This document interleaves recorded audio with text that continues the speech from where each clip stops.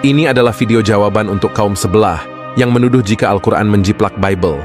Kami rinci berdasarkan penelitian mendalam dengan pemahaman sejarah agama agar lebih gamblang. Penasaran jawaban kami? Yuk kita mulai videonya. Assalamualaikum warahmatullahi wabarakatuh. Dalam menghadapi tuduhan bahwa Al-Quran menjiplak dari Bible, langkah pertama kami adalah melakukan penelitian mendalam mengenai sejarah dan distribusi Alkitab dalam berbagai bahasa. Fokus utama kami adalah pada era Nabi Muhammad SAW untuk memperoleh pemahaman yang lebih baik tentang konteks dan kondisi sosial, budaya, serta literasi pada masa itu. Kami juga mengeksplorasi bagaimana dan kapan Alkitab mulai diterjemahkan ke dalam bahasa lain, termasuk Arab. Penelitian kami mengungkapkan bahwa selama hidup Nabi Muhammad tidak ada versi Bible dalam bahasa Arab.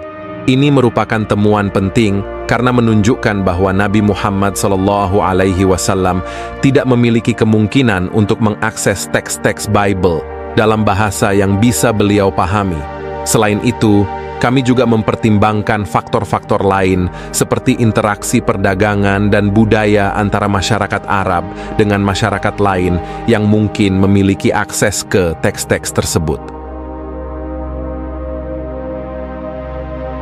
Lebih lanjut, kami menemukan bahwa terjemahan Alkitab berbahasa Arab pertama dikenal sebagai Codex Non-Sinai Arabic, hanya muncul sekitar 235 tahun setelah wafatnya Nabi Muhammad.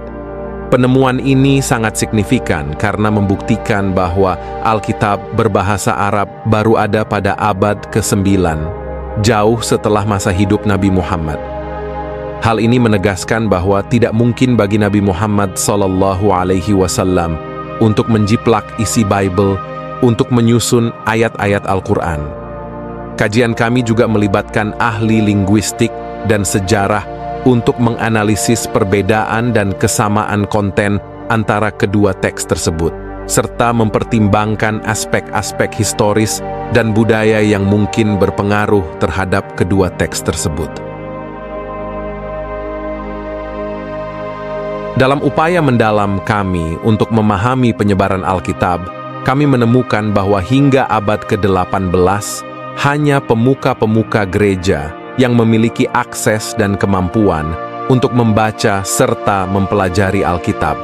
Orang-orang biasa tidak diperbolehkan memiliki akses yang sama, menunjukkan bahwa pengetahuan tentang isi Alkitab sangat eksklusif dan terbatas pada lingkaran tertentu saja.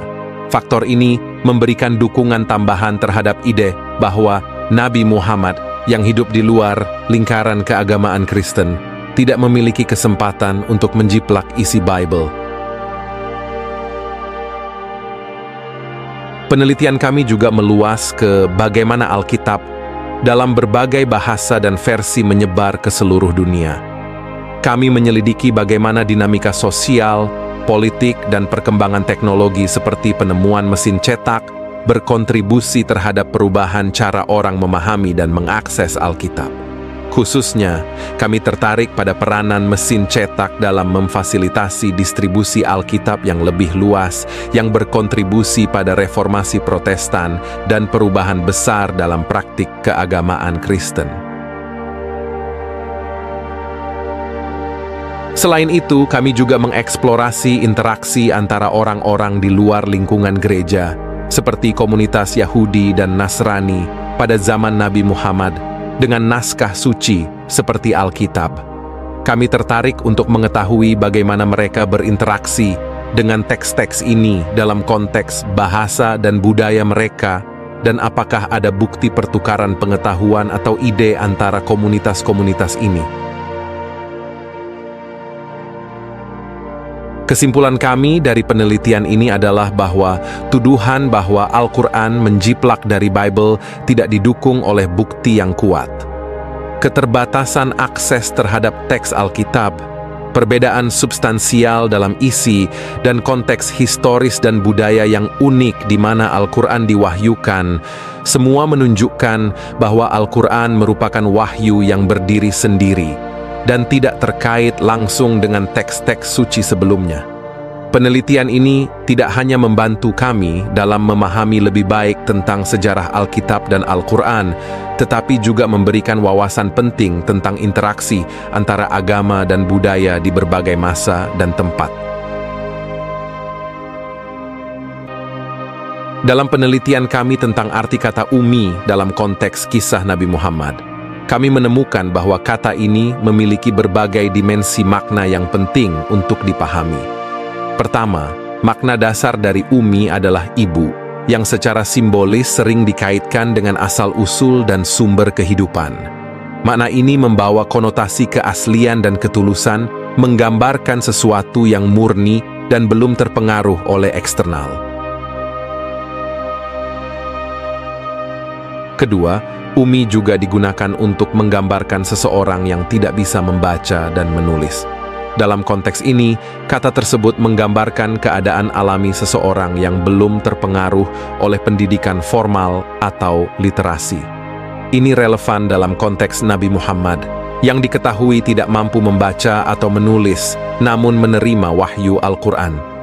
Makna ini menekankan pada aspek keaslian dan keaslian wahyu yang diterimanya, yang tidak terdistorsi oleh interpretasi manusia melalui teks tertulis. Ketiga, dalam agama, Ummi memiliki makna khusus yang merujuk pada seseorang yang belum pernah menerima buku suci sebelumnya. Hal ini sering dikaitkan dengan para nabi, seperti Nabi Musa, Nabi Daud, dan Nabi Isa, yang dianggap sebagai penerima wahyu tanpa didahului oleh teks suci tertulis. Dalam konteks ini, Ummi menggambarkan status spiritual dan keistimewaan dalam menerima petunjuk langsung dari Tuhan tanpa mediasi teks atau tradisi sebelumnya. Selain itu, orang-orang Arab pada zaman Nabi Muhammad SAW juga disebut Ummi, karena mereka belum pernah mendapatkan buku suci sebelumnya.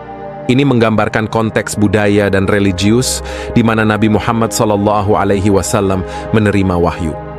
Orang-orang Arab saat itu umumnya tidak memiliki teks suci sendiri seperti halnya tradisi Yahudi atau Kristen, yang menjadikan penerimaan Al-Quran sebagai momen penting dalam sejarah keagamaan mereka.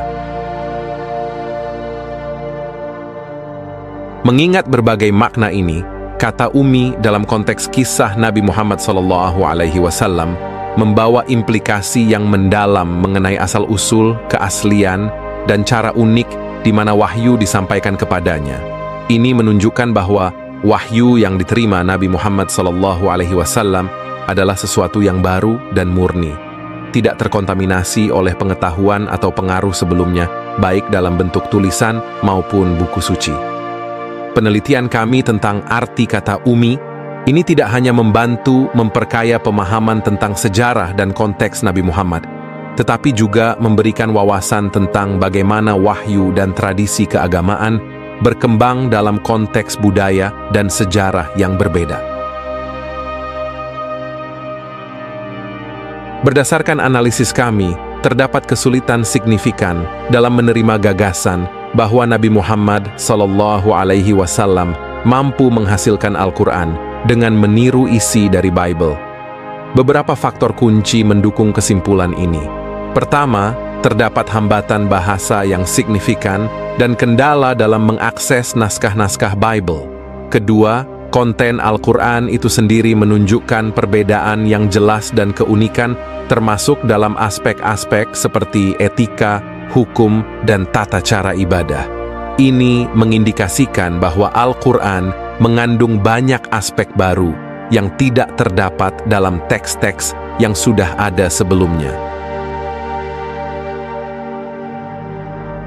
Selain itu, dalam konteks historis waktu itu, sangat tidak mungkin bagi Nabi Muhammad yang dikenal tidak dapat membaca dan menulis untuk memperoleh informasi dari teks-teks Bible melalui interaksi dengan pemuka-pemuka gereja. Tidak terdapat bukti yang mendukung adanya komunikasi langsung antara Nabi dengan komunitas Nasrani atau Yahudi untuk memperoleh informasi tersebut.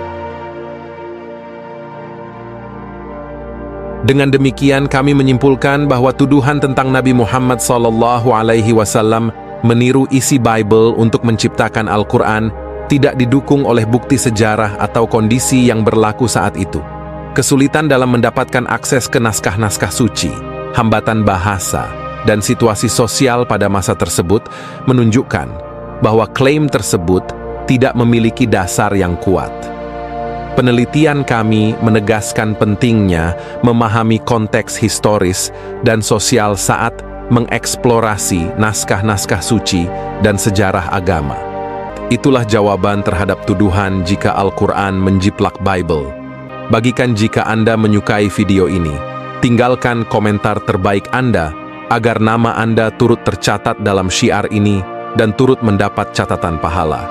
Kami ingatkan, jangan komentar dengan kata kotor atau cacian karena akan dihapus oleh filter YouTube.